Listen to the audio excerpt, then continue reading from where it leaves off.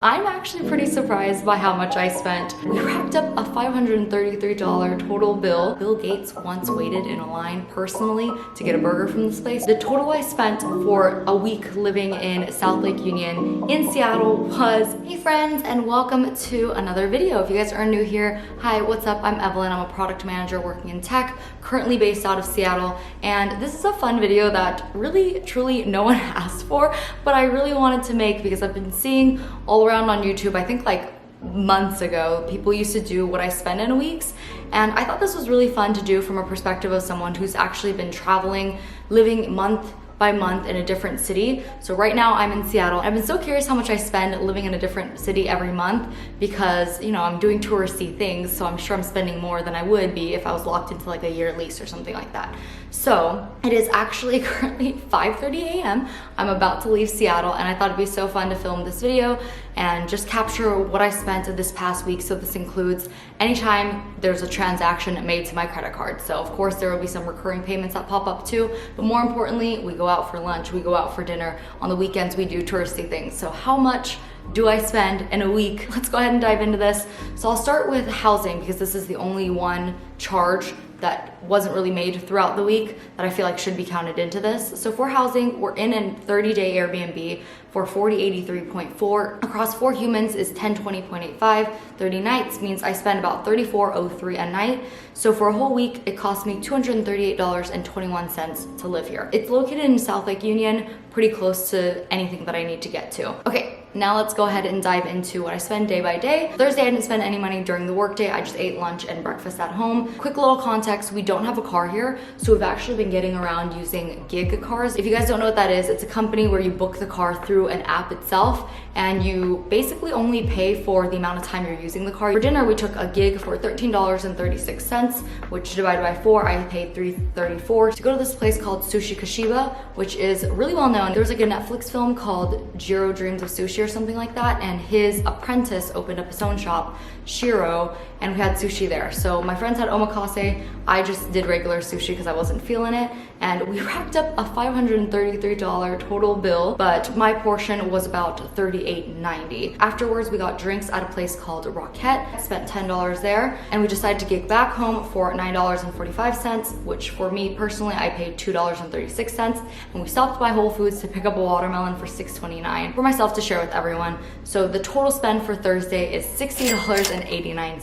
On Friday, we decided to go to the speakeasy called Needle and Thread, so we took a gig there for $16.47, which means I paid $4.12 to get there, and we got dinner and little snacks there for $150 total. My portion was only $22, and then we went to this little hot dog stand called Dirty Dogs, and I got a Seattle dog for $6, which you guys don't know what a Seattle dog is. It's a hot dog that has cream cheese in it. It's actually not as weird as it sounds, and it's pretty good. And then we also decided to go to this place called Dick's Drive-In because I saw that Bill Gates once waited in a line personally to get a burger from this place, so I really wanted to go. I got burgers, fries, a milkshake for $7.90, and then I also had a Google storage charge of $199, which I pay for Google Drive storage for. So total on Friday was $42.01. On Saturday, I was pretty busy just kind of doing work at home throughout the day, but we did decide to go out to Snoqualmie Falls in the evening. So we rented a gig for a whole 24 hours. So I actually split up the 2 payments into Saturday and Sunday for you. So the total for the car, based on how we split it, was $18.03 for me on Saturday. And then we paid for parking at Snoqualmie Falls for $7.71, which I covered.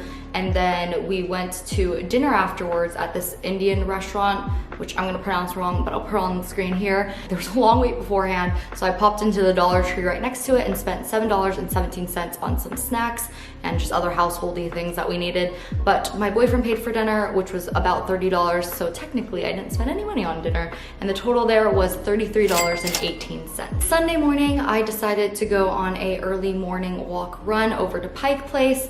We actually had a whole day at Bainbridge planned out. So in the morning, I popped over to Pike Place first. I went to Three Girls Bakery, spent $6 there on a croissant and a cookie. Then I went to Le Panier, which was super, super popular, and it was only 8 o'clock and there was already a line out the door. I ended up spending $16.66 there, $9.55, which was specifically for me, and then the rest was spent on buying stuff for my roommates that they wanted. And then we popped over to Trader Joe's to get some groceries for $31.43. And then we headed over to Bainbridge Island. So the Bainbridge Island ferry to get there was $47.55, $11.89, which was my share. And on the island, I got this scone for $3.50. My friend also bought another little treat that I didn't pay for. We kind of always just buy things and share. And then we got pizza, which was $47, and ice cream, which was $3.50. But my boyfriend's been on crutches this whole trip, and he wanted to thank the 3 other of us who have been helping him out during his stay here. So he actually paid for dinner and dessert, so that was all free. And then we went to this little tea shop called Steepology, and I wanted to buy some souvenirs, some gifts for friends. So I spent $19.85 there getting some tea. And then we took the ferry back for $20.04. So I paid my $5.04 share there. And we then went to this Japanese grocery store called Uwajiyama, where I spent $9.97. And the gig for that day, so the car rental for that day, cost a total of $73.25 for the whole weekend. And once again, based on the way we split it up, I spent $9.15 on how much Sunday would be. We also applied for a SF apartment that day, which was a $35 application fee. So my total spending for Sunday was $141.44. Monday, I spent not much money during the day. I spent a total of $30.52, which I split with my housemates. So I paid $7.63 to DoorDash Mochi Donuts to my friend who just got surgery. And then at night, we ordered in a Serious Pie, which if you guys don't know what Serious Pie is, it is the best pizza in Seattle. I love it so much. We actually decided to order in that night and just have a cute little Marvel movie night at home. So me and my boyfriend shared that for $27.09, which means I paid $13.95 for a Monday total of $21.58. On Tuesday, we once again went back out into downtown for dinner, and once again, we got Serious Pie. So we actually got Serious Pie and we went to this place called the Whiskey Bar, and Serious Pie had a really long wait, so we decided to go to Whiskey Bar first and then pick up Serious Pie after, and we sort of just bought and shared the food, but I paid for the pizza itself, which was $19.85. And then, we also took an Uber there. So that cost $3.05 for me personally. We took a gig back, which is about $2 per person. So my Tuesday total spending was $25.35. Wednesday. So Wednesday, I wanted to try out a Seattle-based chain of donuts. It's called Top Pot Donuts, and I spent $12.50 there on 4 different donuts, and they were so good. Highly recommend trying out Top Pot Donuts. We are down in South Lake Union, and there is a Tacos Chukis near us. So it is a Seattle-based, really good taco place. The total for 3 of us who ate from there was $28.33. My share was $9.44 for some chicken tacos and little baby burritos.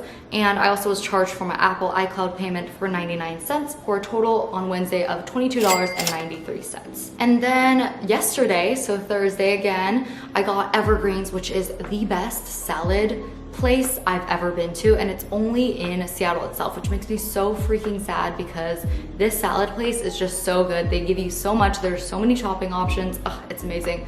Anyways, I had a discount code, so my total came out to $6.99 for a salad. I also then went to Molly Moon's, so I took a nice little walk run over to Molly Moon's and got a pint of the Yeti ice cream, which if you guys haven't had before, best ice cream. Molly Moon's is also a Seattle-based ice cream chain, so I paid $9.95 for that pint of ice cream. I also needed to check in and pay a baggage fee for my flight that I'm taking today on Thursday, so that was $30. So my total spending on Thursday was $46.94. Okay. What do you guys think the total I spent was? I'm actually pretty surprised by how much I spent. I didn't realize the total for a whole week would be this much. I don't know. I really didn't think the total would come out to be this much, so I was pretty surprised. I guess I'm glad it's not more. Anyways, drum roll please. The total I spent for a week living in South Lake Union in Seattle was $632.53. So I'm sure this changes place by place, city by city. Let me know if you guys thought that was higher or lower than what you would expect for someone living and being a tourist in the city. I mean, granted, you know, there were a couple dinners and lunches here and there that someone else paid for, so this amount could have been more, but yeah, I'm actually pretty surprised I spent that much money. I didn't realize I did. So that's all for today's video. Thank you guys so much for watching, and I'll be off to the East Coast soon, so more videos to come, and I'll catch you in the next one. Bye.